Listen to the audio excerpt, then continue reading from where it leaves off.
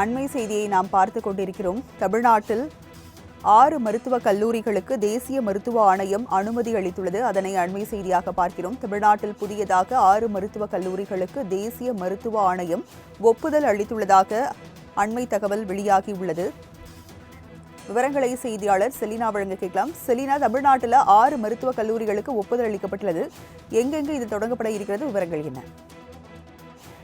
தமிழகத்தில் இருக்கக்கூடிய அனைத்து மாவட்டங்களிலும் மாவட்ட தலைமை மருத்துவமனை என்பது அமைக்கப்படும் என்று ஏற்கனவே சுகாதாரத்துறை சார்பிலும் தமிழக அரசு சார்பிலும் தெரிவிக்கப்பட்டிருந்தார்கள்.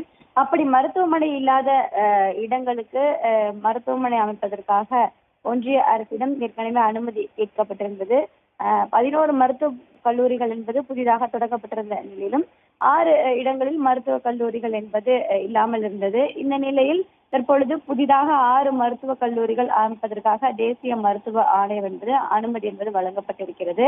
மயிலாடுதுறை, திருப்பத்தூர், அதே போல தென்காசி மாவட்டங்களில் முதல் கட்ட மருத்துவக் கல்லூரிகள் அமைய இருப்பதாகவும், அதே போல 2ஆம் கட்டமாக குறிப்பாக பார்த்தோம் என்றால் பெரம்பலூர், அரக்கோணம், ராணிப்பேட்டை ஆகிய மருத்துவக் கல்லூரிகளில் 2ஆம் கட்டமாக என 6 மருத்துவக் கல்லூரிகளுக்கு கல்லூரிகள் அமைப்பதற்கான அனுமதியை தற்பொழுது மருத்துவ கல்லூரி இயக்கம் அனுமதி வழங்கப்பட்டிருப்பதாக தெரிவித்திருக்கிறார்கள்.